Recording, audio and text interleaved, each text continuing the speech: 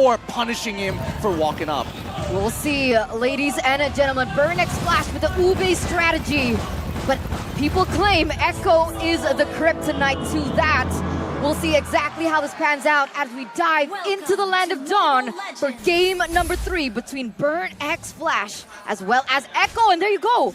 Very aggressive. Yeah, very aggressive and actually a very bold decision as well from the side of Burn X Flash to Ube against Echo. Especially since Echo is one of the first few teams to actually dismantle the Ube strat.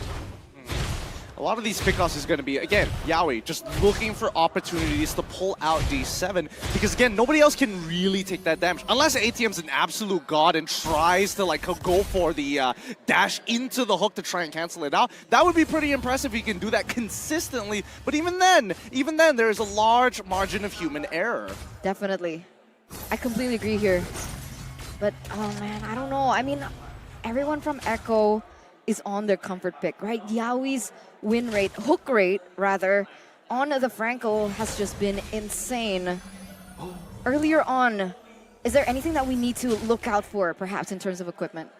In terms of equipment, let's have a quick look around. Nope, nothing too out of the ordinary just yet. It's just the fact that Yaoi's iron hooks get closer and closer every time he throws them out. It's going to get dangerous. In terms of emblems, let's have a quick sneak peek here. Nothing too out of the ordinary. Barras is going to hopefully guess, pull yourself together coming out from D7. And I think it's fair, right? At the end of the day, it's all about trying to influence the lanes now. Now, first rotation coming up to the top side for the side of Burn X Flash to try and punish Samford.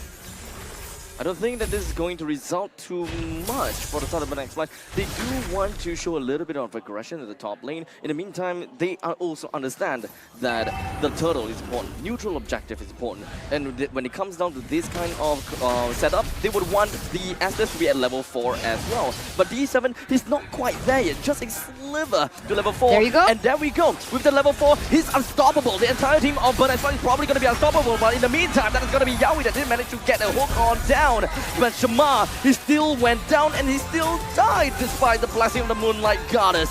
And Echo even gotten the turtle. Yeah, so Echo gets a kill. Oh! Echo gets a hook! That is a goodbye to... No? Never mind. Good flicker and good run. Yeah, unfortunately there. Oh my god, top.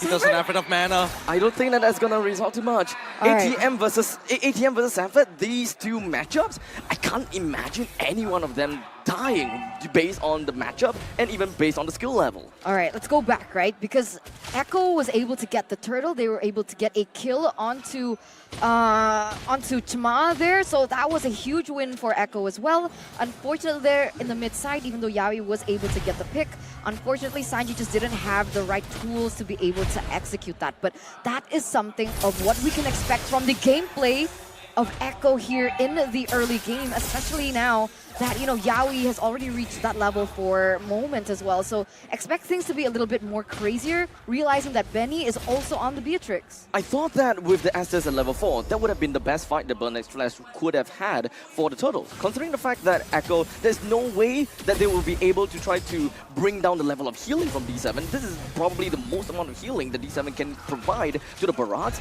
yet Barat still died. Yeah, I mean, first of all, D7, he's not going to be able to move as quickly out of this lane. The priority comes into play, and Benny QT is able to force that, unlike their dual Donut in D7 on the bot side of the map. ATM and Sanford have been having a lot of these fist fights up on the top, but at the end of the day, that Daytona's welcome coming in from Rots got cancelled out, and that's when Echo starts turning the tides. And you can see that being, you know, reflected onto the economy lead that they have actually built for themselves, right? Already 1,000 here in the first 4 minutes of the game. It seems like when it comes down to map pressure, it's quite equal, but you can see that both of these teams, with how aggressive that both of these teams want to be playing, they are centering their focus on the next objective. The turtle currently pulled towards the side of Echo. ATM pushes forward and it will want to take down the turtle. But unfortunately, Kaltizi is the one that takes the turtle. Final slash and will put D7 in not a very good spot. The rest of the members from the side of Echo will want to burst down ATM, but that's a nice snipe. The Echo Spear connects down onto ATM, which tried to run away. Kaltizi left with not a lot of help to work with. Yaoi immediately gets a hook down onto C-Can and flickers himself towards the turret. Yeah, 1-for-1 trade, but Echo still pick up the turtle. You're right, right? I mean, D7 gonna be able to use that ultimate. He's been utilizing it a lot better so far. A lot of sustain coming in from his team.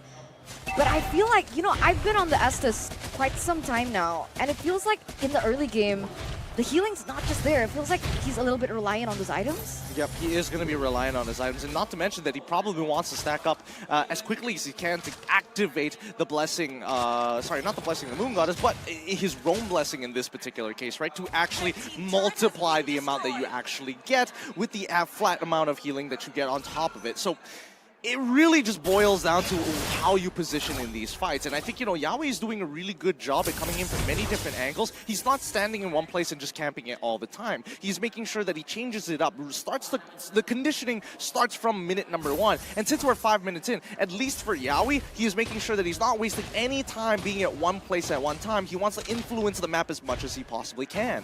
And on top of that, right, nobody on the side of Burnex Flash brought the Purify, so let's go. Oh, see, there you go. Steppy hook onto C-Cat. Bring him down almost immediately. And Carry is stuck in the bottom lane. This is more or less a great spot for Echo to start moving and pushing the turrets. Pick off pressure, pick off pressure, pick off pressure is what Echo just really want to play around, right?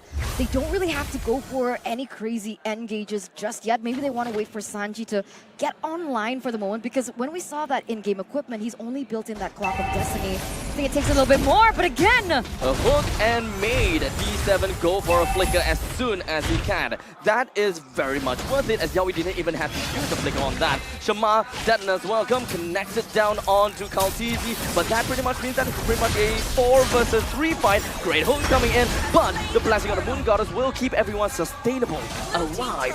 Echo, they're not interested in the fight, they got a turtle. I mean, look at that. D7, when he's running in and pops down his blessing of the Moon Goddess. Oh! Big hook, once again, suppressing down on Shama. He's dead.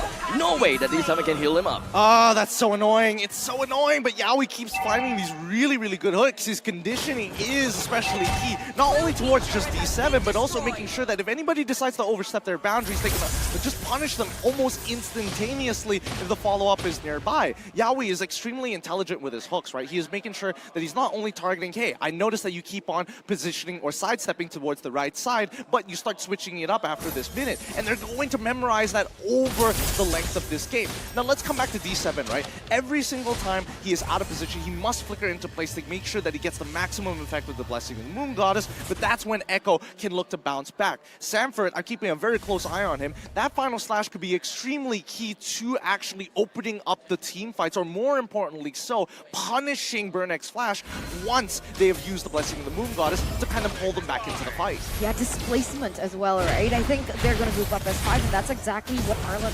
wants. Going to be able to get a good initiation engage. So, like you mentioned before, timing is going to be very important, but Donuts? Immediately with the retribution to lock down the Donut as much as he can, even with the appraisal craft, brings down Carry just so easily. Now that is a little bit of an overextension coming in from Donut. He didn't really quite understand where everyone else is. But in the meantime, big final slash coming from Sanford, focusing all over to the backlines on the side of Burnex Flash. D7 will want to fight back into Manic Unity, but now he's gonna go down. We've got ATM that still wants to hold on the front lines. Rhythm of Joy keeps him alive. D7 is still alive as well. Told you, final slash, pull him back into the fight, and then you can start following up all over again. Ideally, Kaltizi probably should have been on that right side to kind of follow up and lock them down for even longer, but somebody has to face Chima, and, well, it's got to be him. He's the only one who's tough enough to actually maintain his lead. I mean, he's level 12 compared to level 10, and let's not forget, ATM, at least he was able to kind of recover 1 kill onto Ben QT at the end of the day, but doesn't change the fact that Burnex Flash have to play this very passive role and approach towards Echo. And it feels like that seems difficult for their playstyle, their personality, right? Burnex Flash, like their name, they really like to go for these engages. They are at kind of a disadvantage, which, like you mentioned, is Chima being under-leveled here. But what is that damage? Do they really want to contest for this Lord? For sure, D7's just going to top him up like you're going through a toll, and now you're back all the way towards that Lord. This is going to be a full 5v5 fight, so don't blink just yet, unless Burnix Flash decide not to, but it doesn't feel like they should back away. I don't think that Echo is necessarily going to commit fully into this Lord just yet. Oh, never mind, as we do have the suppressor sort of knockup coming from the side of Lord. Shamar takes the Lord away from the hands of Echo. The Deadman's welcome, unfortunately, is dispelled by the fact that Kaltizi runs away. Donut gets a kill, Benny Cutie gets a kill. There's a lot of treasons coming all around the place. Echo is 3% down. ATM eventually manages to push himself forward, advances, and now Burnix Flash, they've got the Lord, they've got the first to defense turret, heck, maybe even more. 3-4-1 trade, and it could amount to more here. And this is the power that ATM has when he gets this joy.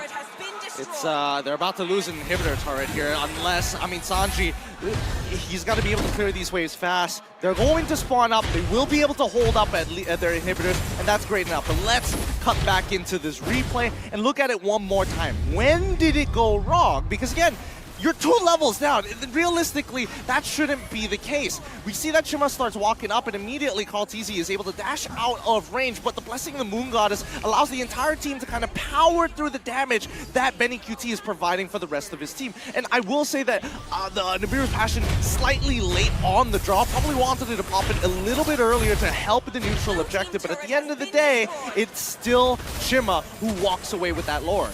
That is definitely a tough fight for Echo, and I don't think that they would want to reenact that again. This doesn't feel like what Echo would have done in a fight if they were to face against Blacklist International. But I gotta have to say, Burnix Flash, they know the Ube, they understand how they want to play the Ube. And carry is only 3 items in, with the Corrosive Scythe as well as the Golden Staff and the Wind of Danger. It kind of seems as though he's still pack a long punch. Yeah, Donut's still doing a lot of damage, right? Even so, and as this game progresses, Donut is going to have even more damage, especially to the front lines that Echo has committed onto. Kaltizi is going to be in danger. Sanford, when he tries to go in for these engages, it's going to be all or nothing with the commitment that they've actually come to. And that's assuming that, you know, they're going for that all in. For all intents and purposes, Sanji is just going to be farming up the damage stats pretty much the entirety of the game with the Astral Spheres, but he's getting that top up from the side of Burnix Flash, the continuous top up, in a matter of fact, from D7. Oh, can already hear the crowd trying to give some encouragement towards Burnix Flash, because right now the game isn't really in their hands, right? For all intents and purposes, Burnix Flash don't want to be the one to engage first. I don't know about this, right? Do you think that Echo has the better teamfight comp? Because looking at it in a general scale, looking at it in the big picture, it feels like that's exactly what Burnix Flash wants. Yep, that's exactly what Burnix Flash wants. I mean, Echo, yes, they can teamfight, right? But the main players in these teamfights is going to be Kaltizi, Sanford, Benny QT, and sometimes even Sanji. But that's assuming that his abilities are up. He can only do it one at a time, and sometimes the AoE, you just have to be conveniently standing one on top of each other, no matter how good your aim actually is when you're utilizing these skill shots, right? So I think what it is going to come down to is just dancing around this Lord, and a lot of dancing. Wait, Yaoi.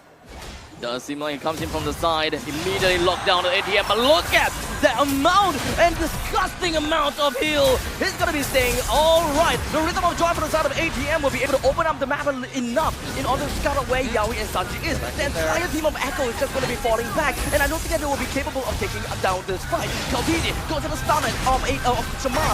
They're all gonna be pounding down onto him. Kaltizi goes down, Benny Cutie flickers away, but that is all just completely wasted. What is going on? What is going on with Echo in this game? Is it Burnix Flash just burning up in terms of their performance? Or is Echo underperforming here? I think they understand that they can't get through this healing, right? There's just too much. Unfortunately, they haven't come to a point where they can look to completely one-shot. And now with Lord crashing down on this inhibitor turret, this could be the end. And Host connects down on the Shamar, suppressing him down.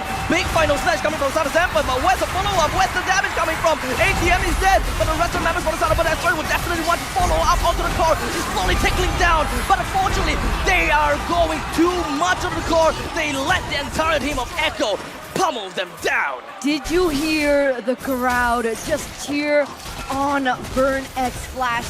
And maybe even Echo in that engage? This could definitely be the turning point though for Echo because perhaps they kind of misplayed that? Would I call it a misplay?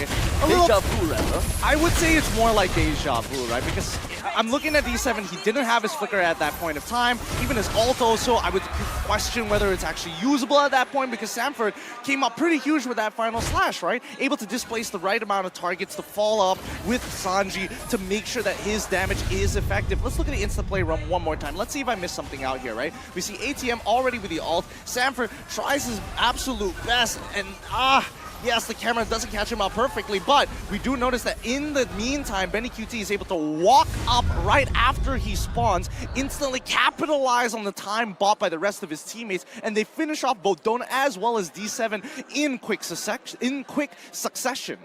And on top of that, right, now we're going in the 15th minute of the game, right? Things are getting a little bit more even, I would say, right? Echo is reaching the points where they are going to come online.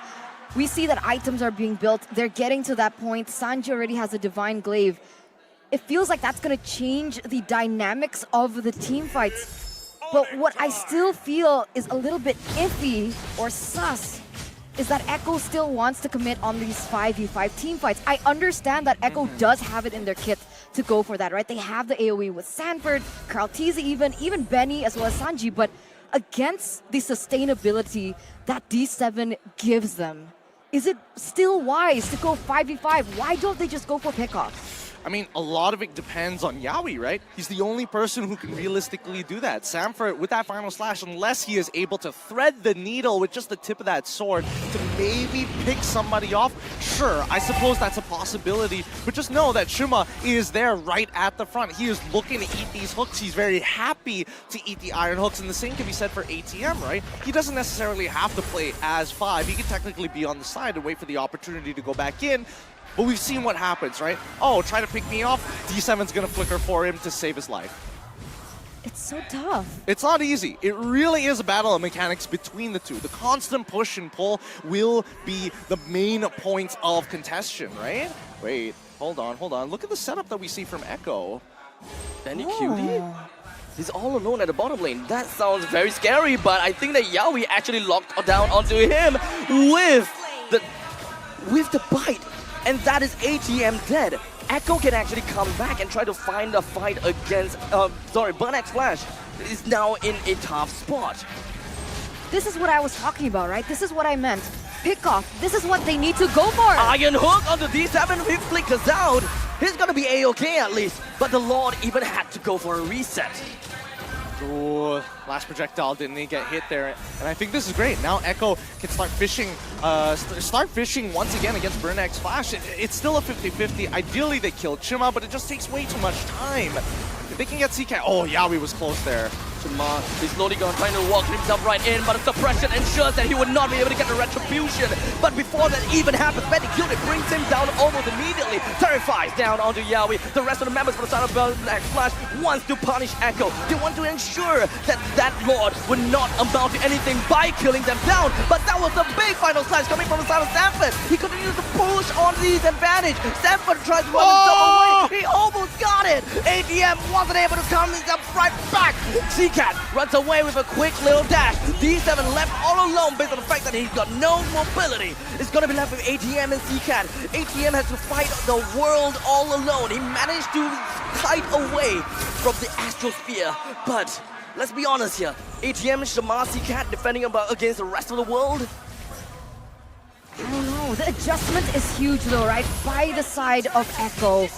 12 seconds left. They do have time. As well, Echo connecting down ATM. He tries to bring down the Sanford, but Shama, he did manage to successfully do so. Echo came in with only one mission, and that is to bring down the inhibitor turret. With 5 members available from Burnex Flash, it's a lot more difficult, as you can see here, for Echo to get things on the board. Split them up one by one. They are no contest, no feat against the entirety of Echo. Yep, and I mean, the only way they're going to do that, I personally wish that they were able to get a side inhibitor, not just the middle inhibitor, right? Because mid lane is very easily cleared, and it's honestly always cleared when you're starting these Lord dances. I will say though, Sanford, holy cow, that very, very last fight just before the inhibitor fell, he sustained for way too long there. I'm surprised he lived that long, and he's able to pull that off. Now, looking back at the items so far, it's all about building defense and making sure that you live. These immortalities are going to be worth a lot. All right. Echo still, though, leading with a 4,000 gold lead. But honestly, at this point, 19 minutes, and it's been 19 minutes. Can you imagine? Already a 20-minute game here. Things could go either way. Somehow, Burn X Flash, they need to force a team fight. But the way that Echo have been positioning, like you caught up earlier during that team fight, I feel like that was very intelligent. And you can see that they're trying to replicate the same thing again. 44 seconds are left on the clock. You can see that even Carl Tizzy still at the top side. How are Burn X Flash supposed to bait them in that situation? Well, ATM, he's going to have to go out of his way to into the side lanes, right? But with the lack of information and considering the last time that ATM ended up dying on the bottom side of the map because of the Bloody Hunt and as well as Benny QT hiding in a bush, I think that even Burn X Flash recognized that maybe we just wait, right? Maybe we just hope that Echo is looking for something bigger. Because these neutral objectives, it's hard to walk up, especially when you have no information whatsoever what's on the top side of the map, and nobody is showing themselves. Yeah, now the macro game begins, right? The chess play is how I love to see this go. And you know, Echo, they have made a name for themselves. Their macro is usually on point, so it's very exciting to see how they're going to react to it and how Burn X Flash are going to try and challenge that kind of chess play. Okay, so they're making sure that they're hugging towards that right side. They know that the mid lane is pushed out for now, but they're still keeping very tightly knit. Notice Yaoi's position here because he is going to be the big opener, and if he finds Donut early, this could be a quick ult from D7. It's all about dragging the Lord away, and Carl Tizzy is doing an impeccable job of doing so. But Next Flash have to really get himself out of their comfort zone, out of the brushes, in order to really get a peek as to what's the health of this Lord. In the meantime, Sanji as well, Yaoi can find the right opportunity to jump right in with the skill snipes. Shamar loses the immortality. He's gonna go straight down, but the suppress actually saves him for just a little bit while Sanford goes in for the start. Shamar still gonna be A-okay. Sanford back into the main lines with not a lot of help to work with. CK comes in from behind. He wants to get a kill down to Sanji. There's new immortality going on. He's going to be all the way behind the enemy's lines. How is this gonna be like? CK stays alive. He's gonna be getting down the immortality on the side of Sanji. Sanford still stays alive as well. He himself alone manages to push the entire team of Echo away. That is absolutely crazy if you ask me. This will allow Echo to re-record himself and get themselves back to this game. Immortality pop from the side of Carl Tizzy. The rest of the Moon God is just going to be popping between every single one of members on the side of DXM. Top side. Is this how it's going to end? Is this how it's going to end? Echo, Sanji, and the rest of the group. And it out! What? Wait a second! Wait! The police does! That's unlucky. That's so unlucky. Sanji dies, the auto attack is enough, and the minions spawn at the perfect time to push out the rest. How unlucky. Listen to the crowd roar in this second. Whoa! No! Is this really how it's gonna end? Yaoi, Benny QT broke through all odds. They broke through like an Olympic sniper. And they just won the game to end so badly. Sanford is the only person left standing. Look at the timers, ladies and gentlemen. Carl Tizzy is going to be up. Sanji is going to be up in 10 seconds. 3 of them. Will it be enough? He's got to pull the Lord. He's got to pull the Lord. The desperate manipulation of the Lord is what's going to be working for them. As when Next Flash has been dealing with that as well, because they will want to connect on the Carl Tizzy. HP not looking well. Both of them, Carl Tizzy, Sanford, taken down by Next Flash. They take this game. They are conducting a medley of death on the terror on the orchestra. This is not the result that many were suspecting. Absorb the crowd. Right now, ladies and gentlemen, I have never heard a roar this passionate in a very long time, if ever. A huge upset for the Orcas. They were seconds, hits away from taking the game. But Burn X Flash were able to take game number 3. Gideon, what is this? Most would say a miscalculation. To a certain degree, a little unlucky, I'm not gonna lie. Minions, and especially with Sanji, the way